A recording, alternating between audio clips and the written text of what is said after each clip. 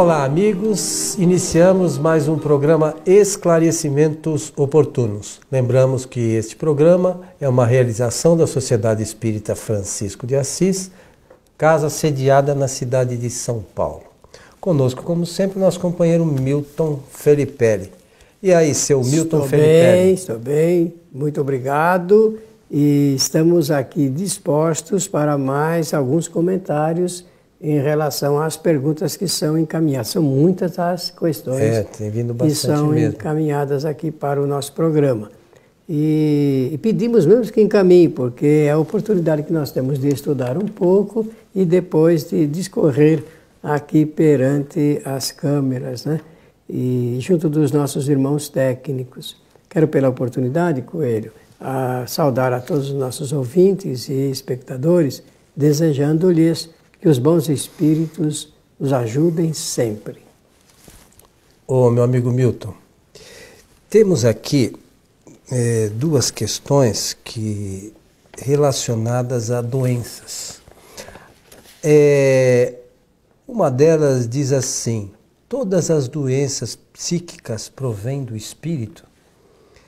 E uma outra pergunta é relacionada também à doença. A pergunta é: por que adoecemos?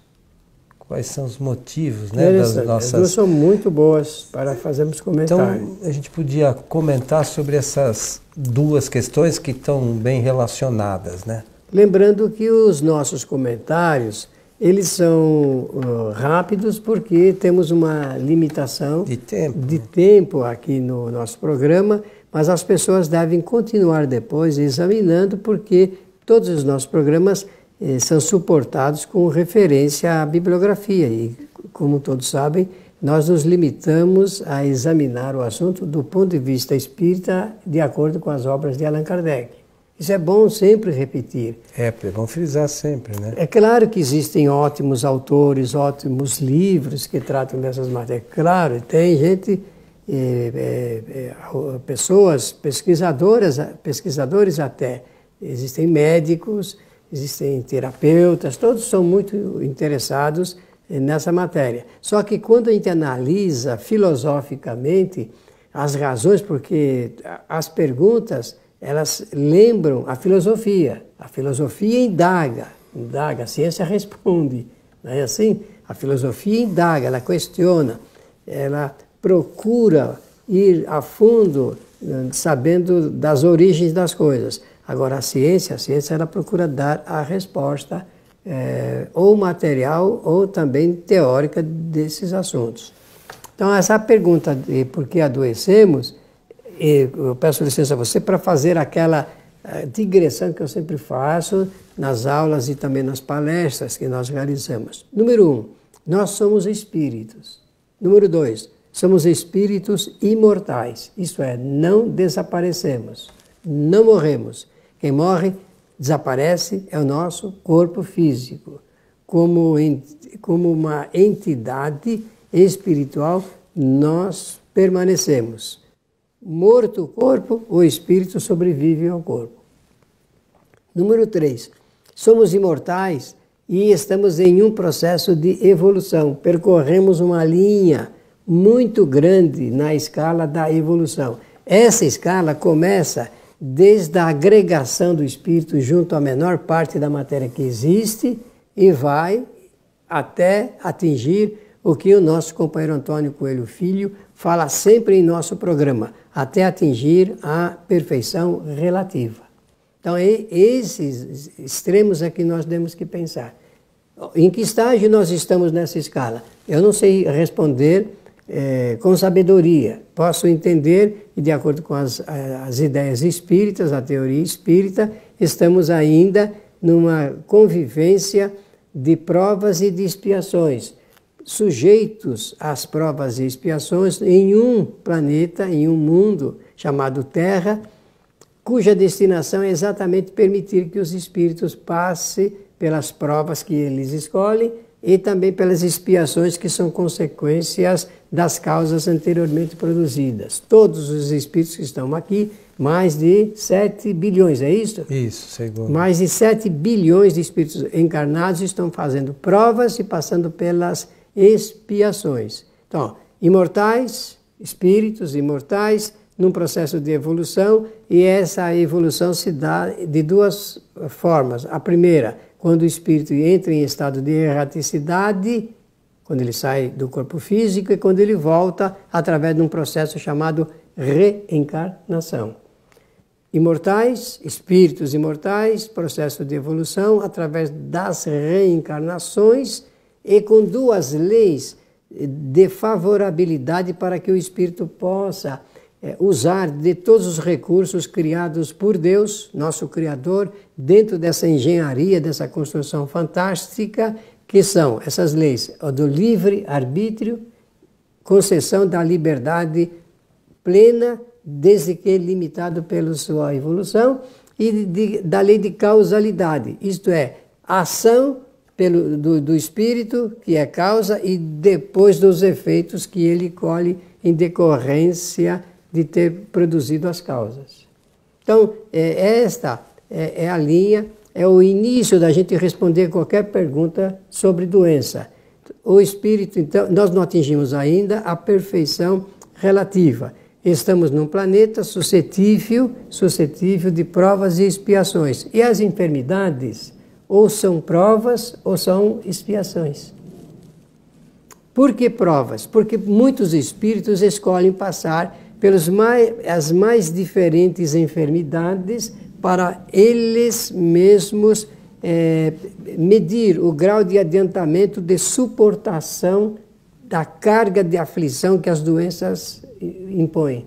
Qualquer doença chama a atenção do espírito, E se for expiação, é porque realmente usando mal das ações anteriores, o espírito colhe em encarnações posteriores os seus efeitos. Quantas vezes uma enfermidade que o espírito passa enquanto encarnado tem relação com as coisas que ele fez em encarnações anteriores? Tem. Então a origem das enfermidades são todas espirituais. Sejam elas psíquicas, qualquer que seja. Eu creio que com essa explicaçãozinha que nós damos aqui no programa, já mostra isso, mostra exatamente qualquer enfermidade. Ah, mas contraiu porque tinha uma profissão muito perigosa e tudo mais. Então, mas aí está usando o livre-arbítrio e a lei de causa e efeito proporciona isso. O indivíduo, porque em todas as nossas ações existe o uso da nossa inteligência e da nossa vontade e do nosso pensamento. Então, ao arbítrio do espírito, ele se localiza em diferentes situações e vê depois, em seguida, o recolhimento das suas ações. É interessante, né? Nós precisamos pensar. Nós já falamos aqui sobre essas questões de causa e efeito em outros programas, né? Mas especificamente sobre as doenças, não me recordo se havíamos falado que às vezes que as doenças são efeitos de causas, claro que sim, mas agora de uma forma mais específica. Nossos companheiros perguntam, né, querem saber a origem das enfermidades. Agora, interessante, né, Milton, como falamos em outra ocasião já, às vezes uma mesma enfermidade não tem a mesma origem. Por exemplo, alguém que matou outra pessoa numa encarnação anterior vai ficar com tiro vai ter problema no pé. É só uma suposição. Então, às vezes, as causas são completamente diferentes dos efeitos que decorrem de outras circunstâncias que às vezes fogem nesse momento do nosso conhecimento. É isso? E também sujeitos às predisposições do espírito enquanto encarnado. Veja que coisa interessante. 3 ou 4 ou 5 ou 10 pessoas trabalham em profissões que as levam para lugares insalubres. Isso significa que todas vão ter a mesma doença produzida por essa possibilidade? Não. Alguns são mais resistentes do que os outros e outras não precisam passar por esse tipo de situação, outras não precisam passar nem por provas e expiações relacionadas com essa atividade. Então é tudo muito relativo. E às vezes essa atividade para um pode ser expiação e para outro pode ser prova. Claro, Né? Então as circunstâncias não são exatamente iguais para todos os espíritos, não há regra geral. Não há, não determino isso. Logo, cada caso é um caso, deve ser examinado com muito cuidado e sempre lembrar-se do seguinte: nada ocorre por acaso. Não tem jeito de uma enfermidade ocorrer casualmente. Sempre é causalmente, porque as pessoas é que criam as causas e colhem os seus efeitos. Agora, Milton, normalmente, vamos imaginar que um espírito tenha que passar, quando encarnado, tenha que passar por uma certa doença, uma certa moléstia. Esse tinha que passar significa que realmente... Efeito de uma causa. Que já estava previsto o efeito em função de causas anteriores. Estava efeito... Só que normalmente, esta causa anterior, normalmente é uma oportunidade, e a gente às vezes esquece disso, que é uma nova oportunidade de o espírito aprender. Estou entendendo. Muito bem. Então vamos imaginar que antes dessa enfermidade se manifestar, o espírito aprendeu a lição. Ele necessariamente vai passar pela expiação? Bem, Coelho, a resposta para essa indagação, porque ela é uma indagação geral. Dificilmente alguém que não estuda as coisas da vida e a doutrina deixará de fazer uma pergunta dessa natureza. Funciona assim. É claro que o espírito ele pode atenuar bastante, porque senão não valeria o nível do nosso comportamento em relação àquilo que a gente faz na vida. De forma que, se ele se dedicar com um valor a cobrir as necessidades decorrentes de passar por um determinado tipo de provação ou expiação, com certeza ele poderá chegar a atenuar muito, bastante, quase que passará desapercebido o teor de sacrifício, digamos assim, se é que a gente pode usar essa palavra. Não será com tanta agressividade quanto seria se ele nada tivesse feito de bom ou melhor para os outros, porque aí no caso é uma aplicação em favor de alguém. De forma que se a pessoa procurar melhorar-se moralmente, procurar dedicar a sua existência em favor dos mais necessitados, tudo isso conta em relação ao que ele tem que passar. Bom, isso está diretamente relacionado, como você já mencionou, com a lei de causa e efeito. Causa e efeito. E se nós pensamos nisso, se hoje passamos por certas dificuldades, temos também que pensar no futuro. Se não fizermos a coisa direito, no futuro passaríamos também por dificuldades. Pelo grau de dificuldade maior, às vezes, até. Por conta de não ter feito bem feito no momento mais fácil, né? E às vezes é por renitência do espírito. Na situação. Ele não quer, ou ele se acomoda, ou de propósito ele não aceita fazer, seguir. Então, sempre existem as consequências multiplicadas, é claro. Olha, não existe castigo, né? É sempre bom falar isso. Sim, né? sim. Não existe nenhum castigo. É que o espírito próprio ele impõe a si mesmo as consequências devido à sua maneira de pensar e devido à maneira das coisas como ele faz. E essas situações, muitas vezes, são as ferramentas que ajudam o espírito a avançar, não é isso? Assim como uma enfermidade agressiva ajuda o espírito a refletir. Toda enfermidade ela tem um propósito. Existe um objetivo do espírito passar por uma enfermidade de ordem física ou psíquica, porque está envolvida na pergunta, que é ele refletir. O Leon Denis diz claramente que o momento da enfermidade denota que o espírito ele vai refletir sobre a sua situação. Ele faz reflexões profundas. Eu penso que cada pessoa que nos está ouvindo deverá lembrar-se do momento de qualquer enfermidade que passou, é o momento em que mais o espírito, pensando na dor, pensa na vida. Pensando na vida, ele pensa em si, no seu valor, nos demais. Alguns até chegam ao ponto de imaginar o quanto certas pessoas o ajudam nos momentos de maior dificuldade da existência. Olha que coisa linda a reflexão que o espírito pode fazer, e depois, quando ele recobra a saúde, ele procura então tomar maior cuidado, ser mais respeitoso, mais agradecido a todas as pessoas que o toleraram, tiveram a paciência com ele durante o tempo em que transcorreu a enfermidade. Dentro da visão espírita, Milton, existe alguma causa específica para certa enfermidade? Então, o que eu quero dizer? Se a pessoa, por exemplo, tem Alzheimer, existe uma causa que os espíritos indicam, ele tem Alzheimer porque na encarnação passada ele fez isso ou aquilo? Tem alguma ligação específica? Bom, como a ciência tem um certo grau de dificuldade de mostrar as características básicas da enfermidade, mas eu vou arriscar aqui uma teoria.